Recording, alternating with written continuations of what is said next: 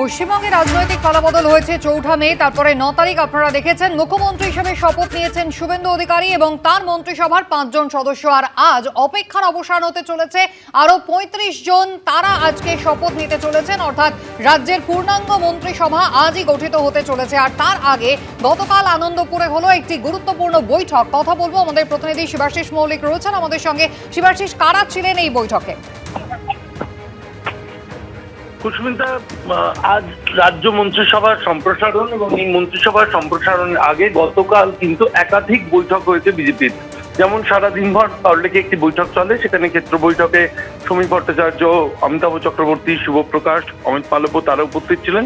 ঠিক তারপরই কিন্তু দেখা গেল একেবারে ঘরোয়া ভাবে কিন্তু বিজেপির যে কোর কমিটি, সেই কোর কমিটির সদস্যরা তারা বৈঠকে বসলেন আনন্দপুরে এক বিজেপির নেতার বাড়িতে। কেন্দ্রীয় বিজেপির কেন্দ্রীয় নেতা শিবপ্রকাশ, অমিত মালব্য এরা যেমন উপস্থিত ছিলেন এই বৈঠকে, সুনীল বানসাল উপস্থিত ছিলেন, তেমনি রাজ্য বিজেপির সভাপতি সমীর ভট্টাচার্য এবং রাজ্যের মুখ্যমন্ত্রী শুভেন্দু অধিকারী এরাও এই বৈঠকে অংশ নেন। মূলত একদিকে যেমন এই নতুন যে সরকার বা বিজেপি ক্ষমতায় আসার পর প্রায় মাসখানেক হতে চললো নতুন সরকার কাজ করছে, অন্যদিকে আজ যে মন্ত্রিসভার সম্প্রসারণ, একাধিক বিষয় দল এবং সরকারের মধ্যে সমন্বয় রেখে চলার বিষয় কিন্তু আলোচনা হয়েছে, এমনটাই সূত্র মারফত জানা যাচ্ছে। কুসুমিতা, ধন্যবাদ।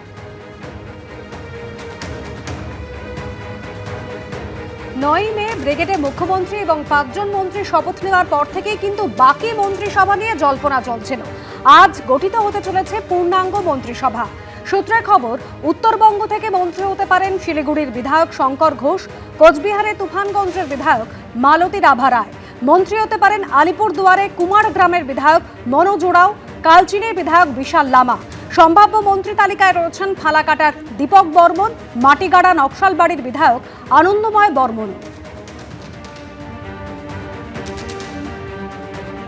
আমার দল একটা নির্দিষ্ট নীতিতে চলে, ফলে আমাদের দলের যে নীতি সেই অনুযায়ী মন্ত্রিত্বের যারা হবেন সেটা ঠিক হবে, সেখানে ব্যক্তি সংকলনের কোনো ভূমিকা নেই। মাননীয় মুখ্যমন্ত্রীর সাথে আমার সবসময় যোগাযোগ থাকে, ফলে এই ব্যাপারে কথা না হলেও নানা বিষয়ে কথা হয়েছে এবং আগামীকাল যেহেতু শপথ গ্রহণ অনুষ্ঠান আছে, ফলে স্বাভাবিকভাবে তারও বিভিন্ন নির্দেশিকা আছে। আর কয়েক ঘন্টার মধ্যেই সমস্ত জল্পনার অবসান হবে। তবে কারা হতে পারেন সম্ভাব্য মন্ত্রী? হাই ভোল্টেজ কেন্দ্র রাসবিহারী বিধানসভা থেকে রাজ্যসভার প্রাক্তন সাংসদ পদ্মভূষণ সম্মানপ্রাপ্ত স্বপন দাশগুপ্তকে প্রার্থী করেছিল বিজেপি। সূত্রের খবর, তিনিও জায়গা পেতে পারেন এই মন্ত্রিসভায়। এছাড়াও সম্ভাব্য তালিকায় রয়েছেন মানিকতলার বিধায়ক তাপস রায়, বিধাননগরের বিধায়ক শারদত্ত মুখোপাধ্যায়। সম্ভাব্য তালিকায় নাম রয়েছে শ্যামপুকুরের পূর্ণিমা চক্রবর্তী এবং বেহালা পশ্চিমের বিধায়ক ইন্দ্রনীল খাড়ো।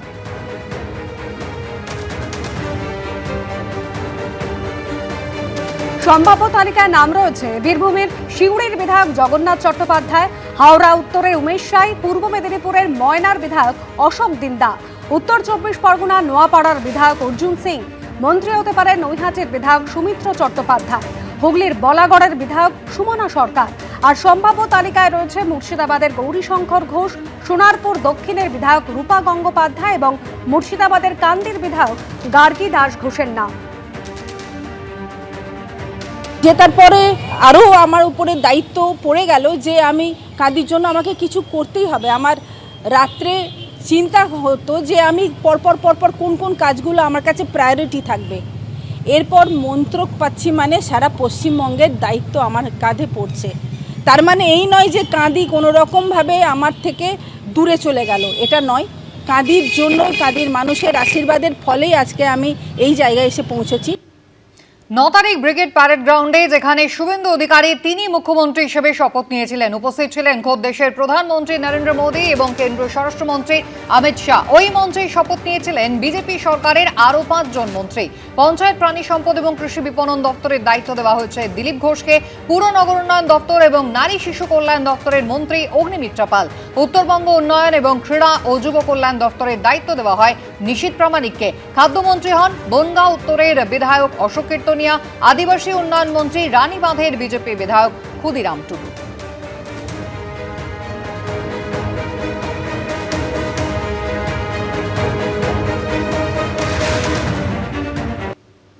কোচবিহারের মাথাভাঙায় কাটমানির টাকা ফেরত দিলেন তৃণমূলের নেতারা। শীতলকুচিতে কাটমানির টাকা ফেরত চেয়ে চলল বিক্ষোভ। কোথাও আবার তৃণমূল নেতা তোলাবাজির মাসুল গুনলেন বাবা। বীরভূম থেকে দক্ষিণ 24 পরগনা রাজ্যে পালা বদলের পর দিকে দিকে তৃণমূল নেতাদের কাটমানি ফেরানোর ছবি সামনে এসেছে। এই আবহেই কোচবিহারে ধরা পড়ল 3 ভিন্ন ছবি। কোথাও কাটমানি ফেরত চেয়ে পঞ্চায়েত প্রধানের বাড়ির সামনে চলল বিক্ষোভ।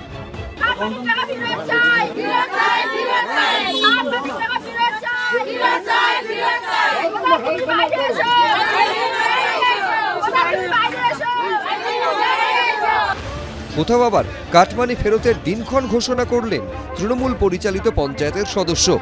পঞ্চায়েতের বাড়ির থেকে সকলেই নিজ নিজ দায়িত্বে টাকা ফেরত নিয়ে যাবেন।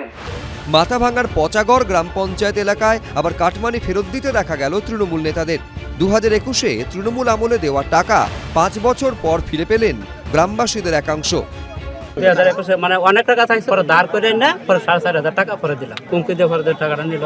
এখন কে টাকা রিটার্ন দিল? তখন দিল তার বাবা। জ্ঞাতা বর্মন বলছে কি তৃণমূলের হ্যাঁ তৃণমূল। বাড়ি থেকে টাকা তুলতে আগের দিন 1,000 টাকা পেয়েছি, আজকে 2,000 টাকা পেলাম, আর 2,000 টাকা বাকি আছে টিএমসি। শুধু কাটমানি ফেরত দেওয়াই নয়, নিজেদের কুকীর্তির কথা স্বীকারও করলেন এলাকার তৃণমূল নেতারা। কবে নিয়েছিলেন টাকাটা? অনেকদিন হলো। আজকে রিটার্ন দিলেন? হ্যাঁ দিয়ে দিছি একদম। আপনি দলের কোনো দায়িত্বে ছিলেন? হ্যাঁ দায়িত্বে ছিলাম, বুথ সভাপতি। কোথাও আবার দেখা গেল তৃণমূল নেতা ছেলের তোলাবাজির মাসুল গুনলেন বাবা। আমার সঙ্গে ওর কোনো সম্পর্ক নাই। আপনি কি টাকা ফেরত দিলেন? আমি দিলাম 10,000 টাকা, আজকে দিলাম। 10,000 আপনার ছেলের কাছে পাঠান। ছেলের কাছে, আমার কাছে না, ওর নাম বাবাই। মাথাভাঙায় যখন এই ছবি, তখন শীতলকুচির বড় কৈমারি পঞ্চায়েত এলাকায় কাটমানির টাকা ফেরত চেয়ে চলল বিক্ষোভ। কত টাকা নিয়েছে আপনার? 6,000 কেন নিয়েছিল? ঘরে পাওয়া যায়। পঞ্চায়েত প্রধান অঞ্জলি বর্মনের স্বামীর বিরুদ্ধে এলাকায় পড়েছে পোস্টার।